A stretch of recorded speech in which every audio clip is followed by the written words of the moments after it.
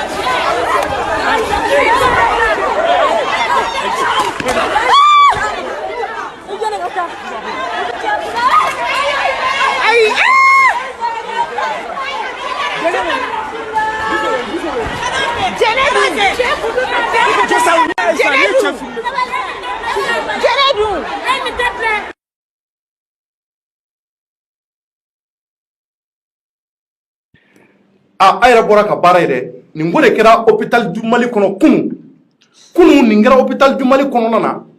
dɔgɔtɔrɔw ani ka fara maa minnu bɛ yen ko olu kun futinɛra ka sababu kɛ ko muso in ka prélèvement ko f'a ka kɛ diyagoya la ko in kɛra tan de maliyɛnw an bɛna Abdul Kahar wele Abdul Kahar Traoré ale de secrétaire général a daminɛ don a la ka walawala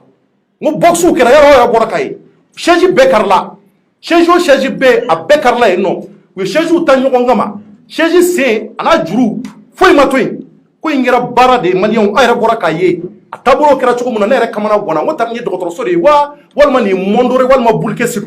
donc an bɛna lajɛ ni ka se ka Abdul Kahar wele ale ka ɲɛfɔli kɛ ka ne yɛrɛ bɔ fili la pour que an ka se ka faamuyali ɲuman sɔrɔ ko in kɔnɔ Abdul Kahar salamu alaikum malheureusement n tɛ ka Abdul Kahar sɔrɔ fɔlɔ en attendant n b'a lajɛ ka micro jɔ Mamadu Jɛfa ka bɛ kɛrɛfɛ sabula an ka Mali n'i y'a ta k'a lajɛ nin waati in na ko damadɔ bɛ ka kɛ minnu bɛ ka anw dabali ban nka an b'a bɛɛ fɔ aw ye bi maa si kana to kɔ a ye vidéo ninnu partager joona a y'a partager fo Chine a y'a partager Japon a y'a partager Angleterre bɛɛ ka se k'a dɔn k'a fɔ ko mun bɛ ka passe an ka jamana kɔnɔ nin de kɛra hôpital du Mali la kunun wa dɔgɔtɔrɔw futinɛra k'a fɔ k'u tɛ baara kɛ Mawashi Geri u y'o de di ɲɔgɔn ma u y'u pan maliyɛnw ni ka se ka ɲɔgɔn tɛti patients ni docteurs n'i banana dɔgɔtɔrɔso kɔnɔna don u n'i wele ni ka taa kɔli k'i la yen dɔgɔtɔrɔso mun bɛ k'o dabɔlen don furakɛli kɔrɔ kama o dɔgɔtɔrɔso nana kɛ nin ko in ye kunun mun y'anw kunnafonidilaw dabali ban wa maa wɛrɛ minnu bɛ k'u y'a mɛn u y'anw wele n'an da tɛ se ka s'an ma cogo la so si la n'an ma dɔgɔtɔrɔ yɛrɛ wele u ka ɲɛfɔli kɛ an ye Jɛfaga somɔgɔw bɛ di baasi foyi tɛ yen basi t'i la i bɛ yɛlɛ la dɛ de kɛra hôpital du Mali la kunun Cɔrɔnɔ bɛ yɛlɛ la parce que e yɛrɛ bɛ ka karate tɔgɔ minnu fɔ yɛrɛ mais mun de ye karate kɛ mais Cɔrɔnɔ e tun bɛ ka mun fɔ tan de k'a ka to kiri o ye mun ye k'a ka to kɔrɔ k'i sen kɔrɔta k'a jigin mɔgɔ disi kan Mawashi Geri i b'o kɔrɔ dɔn wa o kɔrɔ k'i jɔlen to dɔrɔn k'i pan dɔrɔn k'i tourner i b'a fɔ ko Van Damme b'a kɛ cogo min na k'i tourner dɔrɔn ka se k'a fara mɔgɔ kulo kɔrɔ ten i b'o dɔn wa ko ninnu b'a ɲɛdɔn i y'a faamu wa n'a fɔra ko yɔyi fana bɛ yen o fana bɛɛ ye karate o bɛɛ de kɛra kunun hôpital du Mali kɔnɔ n ko ne welela de ko mɔgɔw bɛ boxe ni kɛlɛ la yen n ko ne tɛ se yen e bɔra k'i to ceinture jumɛn la o la ne bɔra ka n to ceinture marron de la o y'a sɔrɔ n kan ka se noir ma ne sera ka n to donc maintenant Jɛfaga e bɛ se ka mun sɔrɔ ka fɔ nin ko in na anw dabali banna yan'an ka segali sɔrɔ ouais bon Cɔrɔnɔ n bɛ maliyɛn bɛɛ lajɛlen fo mɔgɔ mɔgɔ bɛ k'an lajɛ nin wagati in na Mali kɔnɔ Mali kɔ kan an ka foli b'a bɛɛ lajɛlen o tɛmɛnen kɔfɛ vraiment nin ye kamanaganko ye nin ye dabalibanko ye n'i y'a ta k'a lajɛ an ka kɛnɛyasoba n'o ye hôpital du Mali ye n'a fɔra ko ni ɲɔgɔnna kɛwalew bɛ kɛ yen c'est-à-dire vraiment Cɔrɔnɔ c'est triste c'est-à-dire yɛlɛko don mais c'est triste aussi parce que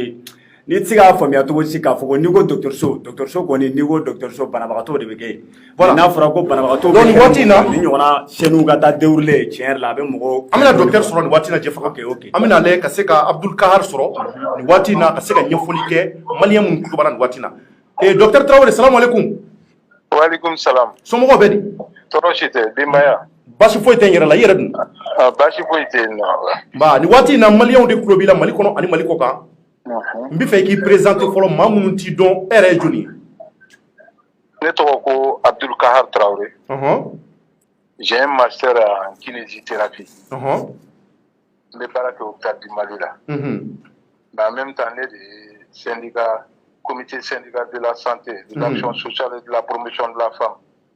L'hôpital du Mali, l'année de secrétaire général. Depuis le 8 mars et le 8 mai 2018. Voilà, l'année de oui. D'accord. Et j'ai un mandat pour 5 ans. Voilà. D'accord. Donc maintenant, il y a un Congo, Mangankera et l'hôpital du Mali, qu'on a quoi